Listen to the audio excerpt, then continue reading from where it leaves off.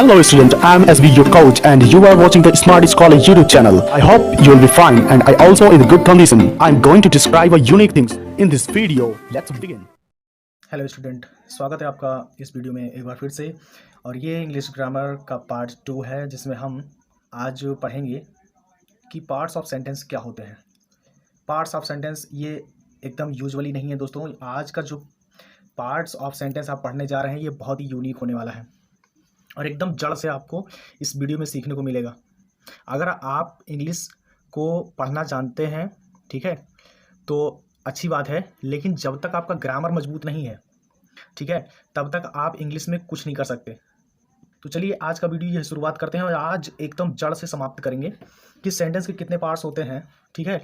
एक एक करके चलेंगे तो आपको ज़्यादा परेशान नहीं होना है फ्रेंड। अगर आप सीखना चाहते हैं पूरी तरह से तो आपको परेशान नहीं होना है। पिछले इसके पार्ट 1 में हमने आपको परिभाषाएं, जो 3-4 परिभाषाएं थी महत्वपूर्ण, हमने उनको बताया था। बाकी जो परिभाषाएं हैं हम इसमें रिकवर करते चलेंगे और जो भी होगा हम आपको इसमें बताएंगे। आज हमारा मेन फोकस रहेगा पार्ट्स ऑफ सेंटेंस की तरफ। तो पार्ट्स ऑफ सेंटेंस क्या होता है, तो इसको कितने पार्ट्स में बांटा गया है वो भी आज हम देखेंगे। तो देखिए, सेंटेंस की जो आपको हमने डेफिनेशन बताई थी, तो सेंटेंस का डेफिनेशन कुछ ऐसा था कि शब्दों का सार्थक समूह, ठीक है, वो एक वाक्य का निर्माण करता है, ठीक है। A group of the words which makes complete sense is called sentence, ठीक है। तो यहाँ पर आइए हम बात करते हैं कि उस सेंटेंस के कितने पार्ट्स होते हैं, ठीक। पार्ट्स यहाँ पर लिखते हैं, पार्ट्स ऑफ सेंटेंस।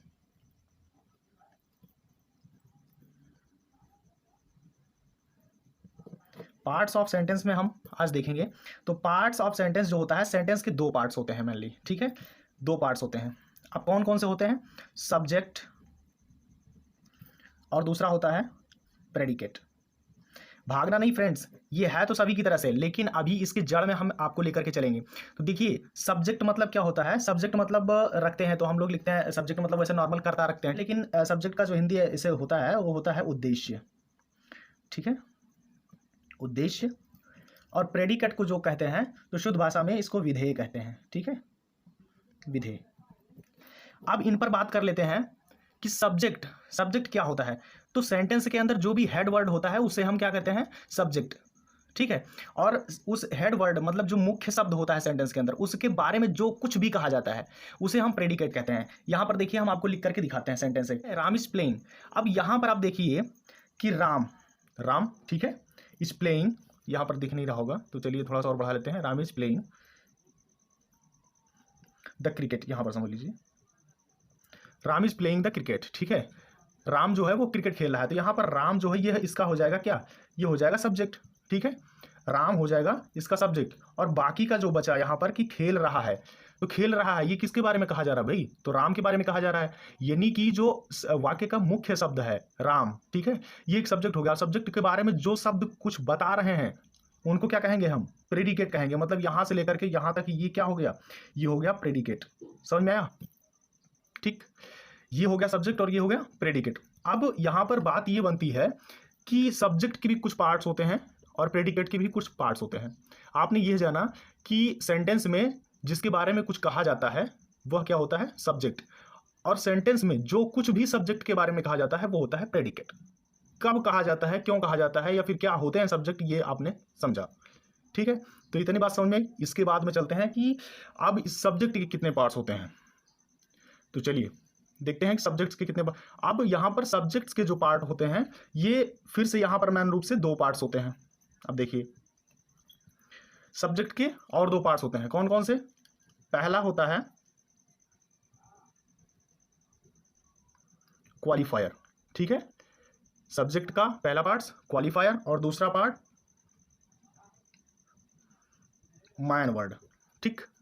सब्जेक्ट के भी 2 पार्ट होते हैं, क्वालिफायर और मैन वर्ड, जिसको हम यहां पर देखें तो इसको कई जगह आपको लिखा मिलेगा इनलार्जमेंट। क्या लिखा मिलेगा? इनलार्जमेंट भी कहा जाता है। और इसी को हम हेड वर्ड कहते हैं, ठीक है, हेड वर्ड, इसी को हम हेड वर्ड कहते हैं, ठीक। तो सब्जेक्ट के 2 पार्ट्स होते हैं, कौन कौन से? एक मैन वर्ड, क्वालिफायर, ठीक है। क्वालिफायर को इनलार्जमेंट भी कह सकते हैं और हेड वर्ड भी कह सकते हैं, यानी मुख्य शब्द। मैन वर्ड जो होता है मुख्य शब्द, ठीक है। अब यहां पर क्वालिफायर के भी 3 पार्ट्स होते हैं। आइए उनके बारे में भी चर्चा करेंगे। हम इनके बारे में जरूर चर्चा करेंगे, लेकिन अभी एक सीक्वेंस से आप जान लीजिए कि कितने पार्ट्स होते हैं, ठीक है। तो यहाँ पर हम देखेंगे कि क्वालिफायर्स के 3 पार्ट्स होते हैं। अब देखिए कौन कौन से हैं। अब यहाँ पर नंबर 1 आपको पार्ट मिलेगा, दिख नहीं रहा है यहाँ से, देखिए हाँ, यहाँ पर मिलेगा आपको डिटर्मिनर, ठीक है। ये पहला मिला डिटर्मिनर, और दूसरा जो मिलेगा वो आपको मिलेगा एडजेक्टिव, एडजेक्टिव, ठीक है, ये एडजेक्टिव। और तीसरा पार्ट्स आप देखिए, आज एकदम जड़ से समाप्त करनी है ग्रामर को, ठीक है। देखिए यहाँ पर अब जो तीसरा मिलेगा वो आपको मिलेगा एडजेक्टिव फ्रेज, ठीक है, समझिएगा। एडजेक्टिव क्या मिलेगा? फ्रेज, एडजेक्टिव फ्रेज मिलेंगे। चलिए, अब इतनी चीज़ें समझने के बाद हमें कुछ और चीज़ें समझनी पड़ेंगी। तो यहाँ पर हम समझ रहे हैं सब्जेक्ट को, ठीक है। तो सब्जेक्ट के अंदर हमने देखा कि क्वालिफायर, जिसे इनलार्जमेंट भी कहते हैं, मैन वर्ड यानी हेड वर्ड, और डिटर्मिनर, और एडजेक्टिव और एडजेक्टिव फ्रेज। इन सारी चीज़ों को समझने के लिए सबसे पहले हम एक बार सब्जेक्ट पर फोकस कर लेते हैं। यहाँ पर हम आपको कुछ समझाना चाहते हैं, वीडियो को बीच में छोड़िएगा नहीं, आप पूरी तरह से देखिएगा, आपको आराम से समझ में आ जाएगा। चलिए यहाँ पर हम आपको दिखाते हैं। देखिए यहाँ पर कुछ हम सेंटेंस लिखेंगे आपके लिए, जिसके बाद में हम आपको समझाएंगे। तो चाहे तो यहाँ पर वीडियो को फास्ट कर सकते हैं, बट आई होप कि आपको नीड नहीं आएगी ऐसी। तो यहाँ पर हम एक सेंटेंस लिखते हैं, कमला सिंग्स, उसके बाद में फिर लिखेंगे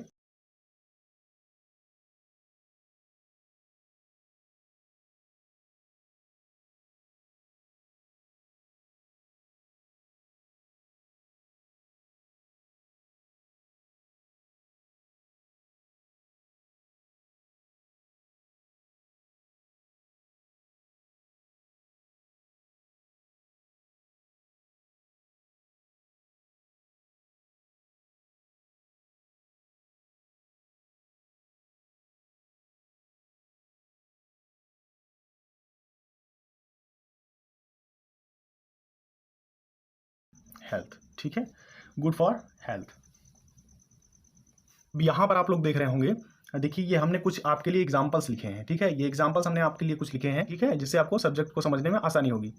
देखिए सब्जेक्ट के बारे में बात कर रहे हैं, तो यहाँ पर आप देखिए कि सब्जेक्ट यहाँ से जितने इस साइड में आपको लिखे मिलेंगे यहाँ तक, ठीक है, ये सारे के सारे कितने क्या हैं, ये हैं सब्जेक्ट, ठीक है। और इधर जितने मिलेंगे तो ये सब है प्रेडिकेट। तो हमें प्रेडिकेट के बारे में अभी तो बात करनी ही नहीं है, तो हम प्रेडिकेट के बारे में नहीं बल्कि सब्जेक्ट के बारे में बात कर रहे हैं। अब आप लोग एक चीज़ नोटिस कर रहे होंगे, यहाँ पर देखिए लिखा हुआ है कमला सिंग्स, मतलब कमला गाती है, ठीक। यहाँ पर ये कमला क्या है, नाउन है। उसके बाद में केशव रीड्स, यहाँ पर केशव क्या है, नाउन है। रीड्स प्रेडिकेट, इससे कोई मतलब ही नहीं। यहाँ पर बर्ड्स, उसके बाद में फिर आई, यहाँ पर देखिए प्रोनाउन है, आई कैम, मैं आया, ठीक है। दे वेंट, वह गए। वी रन, हम दौड़ते हैं या हम दौड़ते थे। Walking is useful. अब यहाँ पर देख रहे होंगे कि ये वॉकिंग, या अब यहाँ पर वॉकिंग तो होता है कि वर्ब की फोर्थ फॉर्म होती है, जिसमें आईएनजी लगाकर बनाते हैं। ये भी सब्जेक्ट बना हुआ है, प्रोनाउन भी सब्जेक्ट बना हुआ है, और उसके बाद में फिर लिखा हुआ है टू एर इज ह्यूमन। गलती इंसान से ही होती है, टू एर इज ह्यूमन मतलब गलती इंसान से ही होती है। To swim is good for health, ठीक है, मतलब तैरना स्वास्थ्य के लिए अच्छी बात है। अब यहाँ पर एक चीज़ आप देख रहे होंगे कि यहाँ पर तो जो सब्जेक्ट है, सब्जेक्ट नाउन भी है, उसके बाद में प्रोनाउन भी है, और उसके बाद में ये वॉकिंग। अब इसको क्या कहते हैं, जब वर्ब की फर्स्ट फॉर्म में आईएनजी लगाकर बनाते हैं तो हम उससे जीरेंड कहते हैं। यहाँ पर ये भी समझने वाली बात है, तो इसे हम जीरेंड कहेंगे। और उसके बाद में टू एयर, अब जिसमें हम फर्स्ट फॉर्म से पहले टू लगा देते हैं तो उसे इन्फिनिटिव्स कहते हैं। क्या कहते हैं, इन्फिनिटिव्स, ठीक है। तो टू एयर मतलब गलती, और यहाँ पर टू स्विम मतलब होता है तैरना, ठीक है, तैरना। अब यहाँ पर टू ईर, टू स्विम, और उसके बाद में स्मोकिंग, वॉकिंग, वी, दे, आई, कमला, जितने भी मतलब नाउन, प्रोनाउन, जीरंड, और उसके बाद में इन्फिनिटिव्स, ये सब क्या है, ये सब यहाँ पर सब्जेक्ट हैं, ठीक है। जो ये सब्जेक्ट के स्थान पर इधर बाई साइड में रखे हुए हैं, ये सब यहाँ से यहाँ तक ये सब सब्जेक्ट के तौर पर काम करते हैं। अब इसमें होता है कुछ नाउन इक्विवेलेंट, ठीक है। तो नाउन इक्विवेलेंट क्या होता है उसको देखिए यहाँ पर। तो नाउन इक्विवेलेंट ये देखिए वॉकिंग से लगा करके और यहाँ टू स्विम तक, ठीक है। ये देखिए ये सारे सब्जेक्ट होते हैं, और यहाँ से देखिए हम यहाँ पर मार्क कर दे रहे हैं यहाँ से कि ये क्या होते हैं, यहाँ से लेकर के यहाँ तक, ठीक, यहाँ से लेकर के यहाँ तक ये है नाउन इक्विवेलेंट, ये नाउन की तरह से कार्य करती हैं, ठीक। वॉकिंग, जब वर्ब की फर्स्ट फॉर्म में आईएनजी लगा देते हैं तो वो जीरंड बनता है, और जब फर्स्ट फॉर्म से पहले टू लगा करके बनाते हैं तो वो क्या बनता है, इन्फिनिटिव्स बनता है, और ये दोनों एक नाउन की तरह से ही कार्य करते हैं, ठीक। इतनी बात आपको समझ में आई होगी। और ये सब सब्जेक्ट बन सकते हैं। सब्जेक्ट क्या बन सकते हैं, ये कई बार हमें क्वेश्चन आता है कि सब्जेक्ट क्या बनाएंगे, ठीक है। तो सब्जेक्ट आपके चाहे वो नाउन हो, चाहे प्रोनाउन हो, और चाहे इन्फिनिटिव्स हो या फिर जिरंड हो, ये सारे के सारे जो है सब्जेक्ट बन सकते हैं। तो इसके लिए डोंट वरी, सब्जेक्ट ये बन सकते हैं।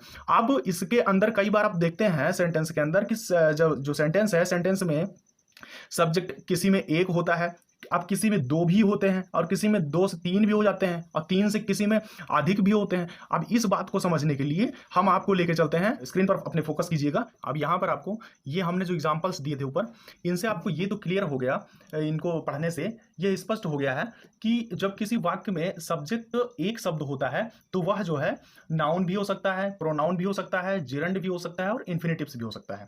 ठीक है। अब यहाँ पर हम आपको जो अभी पार्ट्स ऑफ सब्जेक्ट बताए थे, क्वालिफायर, इनलार्जमेंट, मैन वर्ड, ठीक है, इनको थोड़ा सा क्लियर करना चाहेंगे एक एक करके।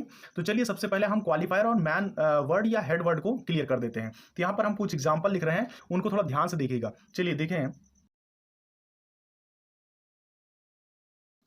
अभी देखिए सिंग्स, ये एक लड़की गाती है। अब यहाँ पर आपको इधर इतने पार्ट से कोई मतलब नहीं है, सब्जेक्ट तो यहाँ से अ गर्ल है, ठीक है। हम इसको थोड़ा सा स्पेसिंग करके लिख रहे हैं ताकि आपको हम समझा पाएं, ठीक है। वीडियो को आपको छोड़ के भागना नहीं है फ्रेंड्स, पूरी तरह से समझ में आएगा। ग्रामर पूरी तरह से यहाँ पर हम समझा देंगे, जो बेसिक्स है, ठीक है, पार्ट्स हैं। आज के बाद आप ये नहीं कहेंगे कि हमको सब्जेक्ट समझ में नहीं आता है, बस अंत तक वीडियो में बने रहना है। तो देखिए यहाँ पर हमने पहला ये लिखा, और दूसरा लिखते हैं कि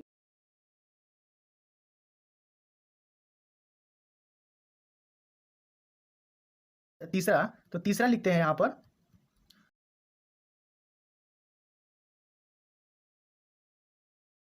अब यहाँ पर आप लोग पाएंगे इन इतने से देखने में कि ये जो है गर्ल, ए और सिंग्स, इधर इतना जो है ये सब्जेक्ट है और ये प्रेडिकेट है।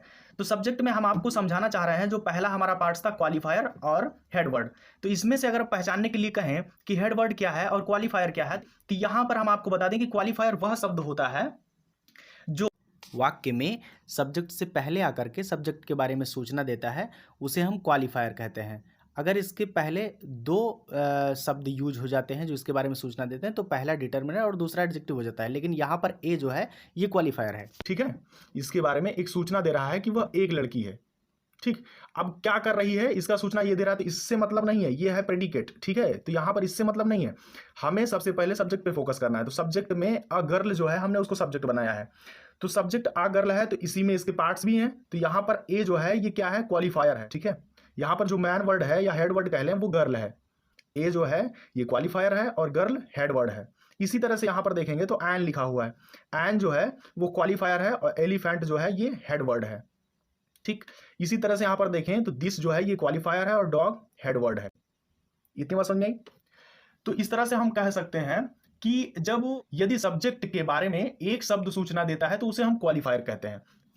अब इसको यहां तक आपने देखा, यहां तक के एग्जांपल्स देखिए जिसमें आपने देखा कि क्वालिफायर क्या होता है और हेड वर्ड क्या होता है। अब क्वालिफायर के भी 3 पार्ट्स हमने आपको ऊपर बताए थे, अब यहां पर 3 पार्ट्स हमने बताए थे। तो चलिए अब इसमें से हम देखते हैं कि हमने जो बताया था आपको 3 पार्ट्स की डिटर्मिनर, एडजेक्टिव और एडजेक्टिव फ्रेज, ठीक है।